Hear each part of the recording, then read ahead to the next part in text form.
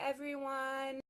I'm here with Locker Room Talk. My name's Amanda, and today we're going to be talking about social media and the recruiting process. So, before I get started, if anyone has any questions about this topic or anything in general, feel free to comment any questions you have about anything, and we can get started from there. So, like I said, my name is Amanda. I played soccer at the University of Rhode Island for 4 years. I just graduated somehow, but I did it. And I'm still here with this company, helping out, interning, doing that kind of stuff before grad school. But when I was getting recruited in the recruiting process, that has to be now for 6 or 7 years ago. Wow, that's old. I'm not that old, I promise. But 6 or 7 years ago, technology and social media was way different than what it is now. Social media is very much more prevalent now than it was back then. Back then, I did have Twitter, Instagram, those kind of things, but not until junior or senior year of high school. I mean, I had like a flip phone where I had to like hit number 2, 3 times just to get a letter, and nowadays people have iPhones in elementary school. So things are very different, easily accessible to get social media, which means the recruiting process can and will change because of that. So that's why I'm here to talk about all of that stuff. But point blank, on social media, everyone is watching what you're doing. Again, I see more people here, so if you have any comments or any questions about this, feel free to write it in the comment section and I can answer it as I'm talking, and I'll do a little Q&A at the end. But like I said, everyone is watching you on social media. In today's age, it's just the nature of everything. People can see what you're doing even if you're on private, even if you don't follow them. Think about how many followers you have on Twitter, on Instagram, even on Facebook, on YouTube.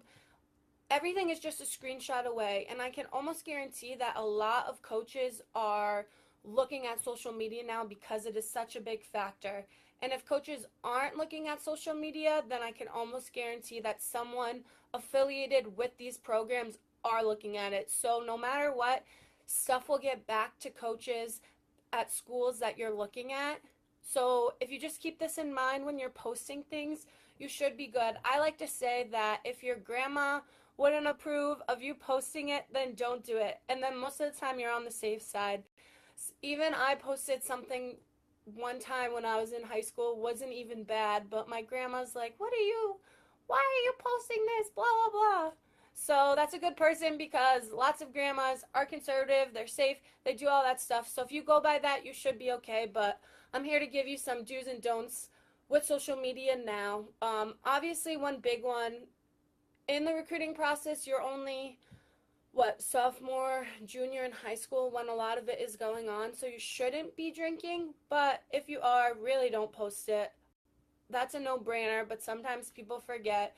You shouldn't be in pictures with people having alcohol. You shouldn't be really drinking it technically, but keep it off of social media.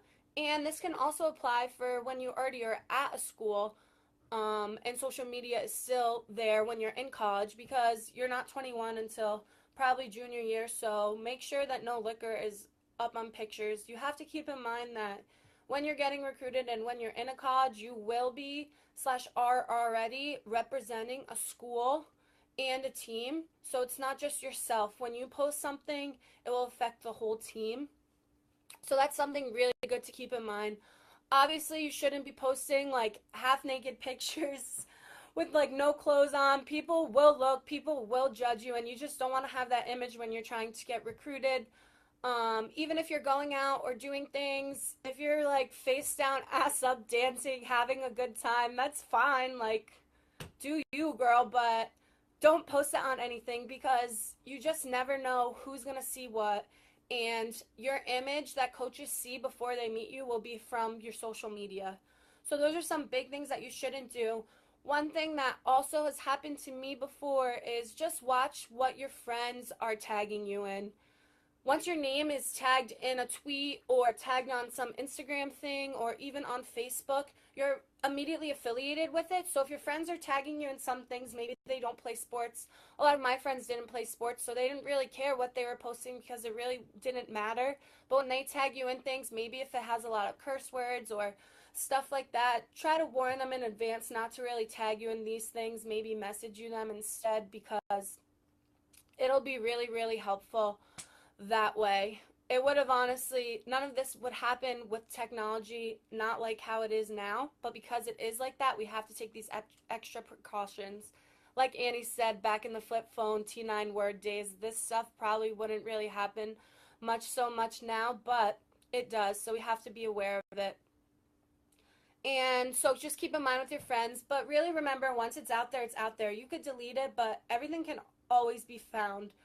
Even keep in mind, for instance, during the NCAA's, basketball people who became big, then people found social media tweets and stuff like that from years and years ago that came up because now they were in the spotlight. So you really have to be aware of what you're posting during the recruiting process time, and honestly whenever you get social media, because you don't want anything to bite you in the butt. But there are some ways, which I'll talk about now, some pros. Like Benjamin asked, what are some pros and cons of social media? Well, social media is able to let you reach everyone, like in a click of a button. Technology is really great that way. If you're interested in a school, follow them on Twitter, follow them on Instagram, follow them on Facebook, see their updates. You can follow the school itself. You can follow, so I played soccer, so I would have followed like Rhody Women's Soccer, this actual team that you want to be a part of. You can honestly even follow coaches that you're interested with at schools. You following them, they're going to get a notification. They will see your name, which is really, really awesome. They might not be able to respond to things or follow you back just because of NCAA rules, but that doesn't mean that they haven't seen it. So you could use that to your advantage. And most of the people that are running these accounts are affiliated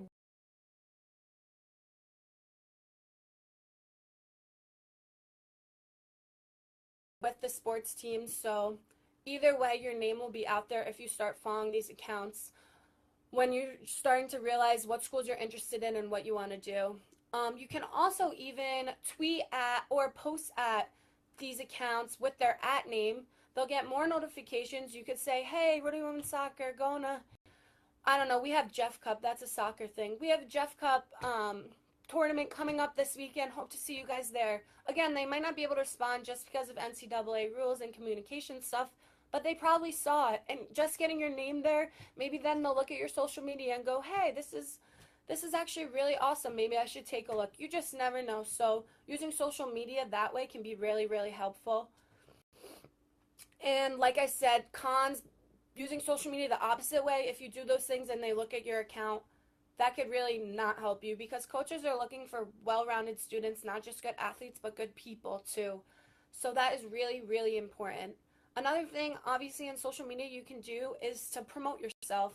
You don't have to be cocky about it, but let's say you won an academic award and someone posted it. You can retweet it, or post a goal that you scored that was really awesome, or a visit that you're going on at a school. These updates that are related to your visits, recruiting, and stuff could be really, really helpful. Show that you're involved,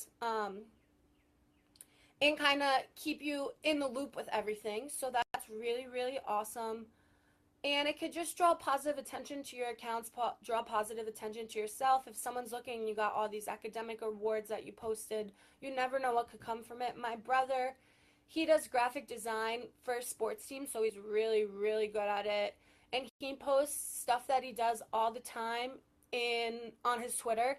He just happened to slide into someone's DMs at Bleacher Report and he ended up getting a freelance gig with them just from him looking at his Twitter. So you really never know. While that is part of the workforce, the same stuff can apply to recruiting, because recruiting is kind of like getting a job, but it's just a sport. So you have to show a good image. So doing that can be really, really helpful. And a lot of college coaches are looking at their social media because it shows a direct comparison of how you are as a person when someone's stalking or creeping on your pages. But when you use technology, there are ways you can even enhance this interaction more. For instance, when I was going through the recruiting process, while social media wasn't that big, I did make a website. I put my name, my contact information, my coach's contact information, my club team, the tournaments that I went to, my academics, transcripts, SAT scores, all that stuff was in one section.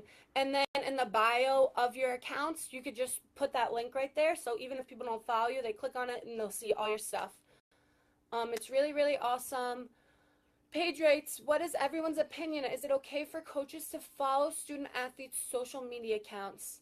I personally think it's fine as long as it's not breaking any NCAA rules, and if you're smart about your social media, that can honestly only help you.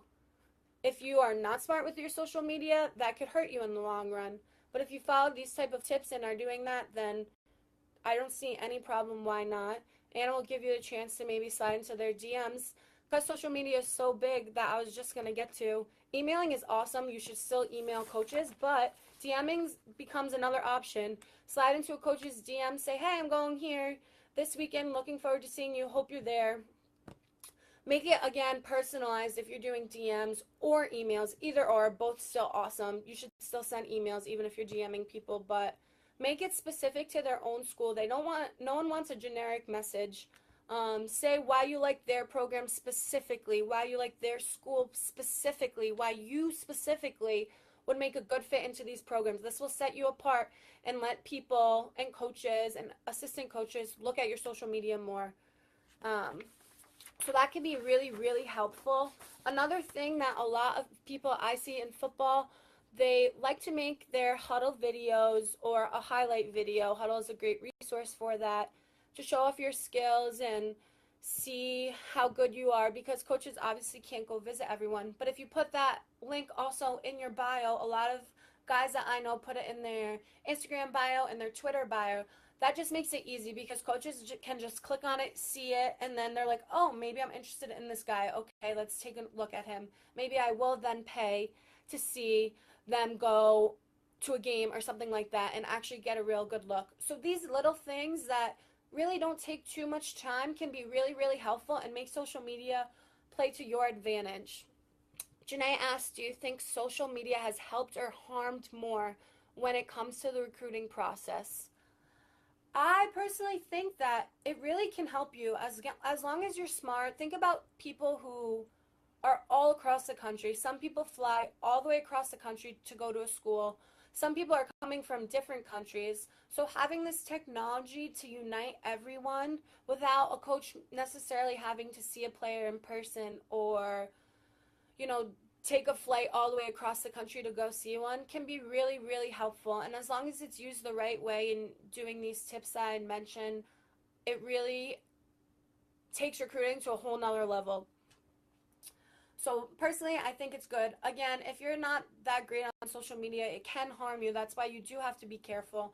And a lot of stuff, like I was saying, that people go back when you become a hot athlete, a really good athlete in college. They'll stalk your social media and find things that you've tweeted when you were young and immature to use against you and make it hard. But if you're just cognizant and smart with it, definitely can help you. Sarah Gunderson wrote, I know athletes that have had their commitments taken away because of inappropriate social media posts. Not good. Yes, I've actually known a couple people, not a lot, that's happened to, and it can be really, really bad. You're set and you're committed, and then something happens and your posts are gone. Even people who are already in college, like I was saying, they can do something inappropriate, post something horrible, and get their scholarships taken away. So you really have to be smart throughout all of college, not just during recruiting, not just in college if you get somewhere, but throughout it all. And that's really, really important. Leighton said, speaking of retweets, even if you didn't post it directly from your account, the tweet is still linked to you. Make sure they're appropriate and don't include anything completely. You retweet something that is not the best. Maybe it's a little racist, or maybe it's being mean about something, has a lot of curse words. You retweet it, it's on your account.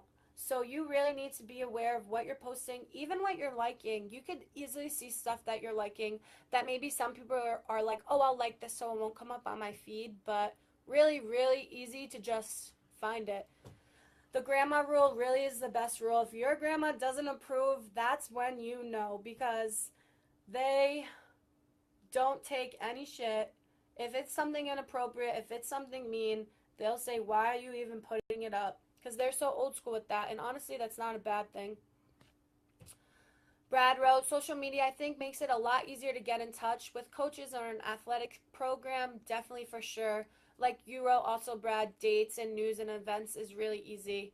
Again, just being professional, not posting the wrong stuff. Someone is always watching. I think no matter what you can get from this, if you get anything from this talk, it's that someone's always, always, always watching. No matter what, even if you don't follow them, even if they're in another country. I know my friends, my teammates that I used to play with are from Iceland. They got recruited without even coming to the States beforehand, and all of that was possible because of social media and because they were smart about what they were posting, how they got in contact with the coaches. So that's really, really crucial. So some big things. If anyone has any other questions, by the way, put them in as I'm starting to close up with what I'm talking about. But the biggest things, if your grandma wouldn't approve, don't do it. Someone is always watching you.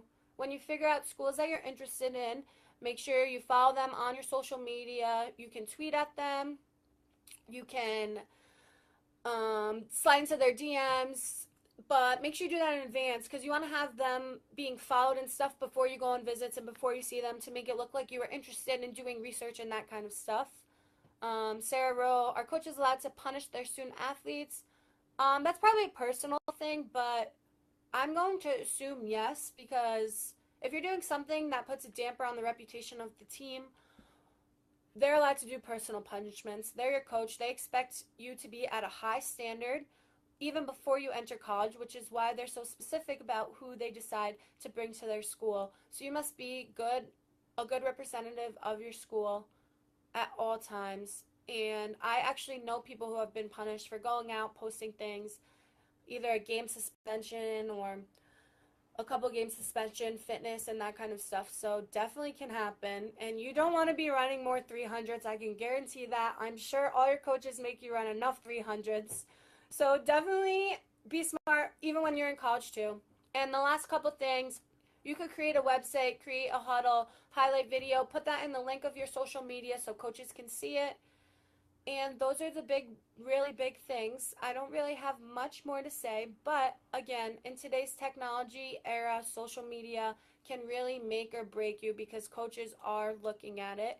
But if you guys have any other questions or comments, feel free to let me know. Look up on Locker Room Talk. There's been some articles and stuff about it too, and some good tips.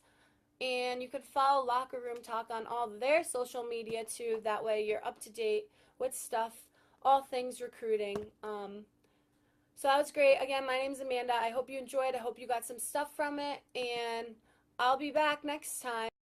I hope you guys enjoyed.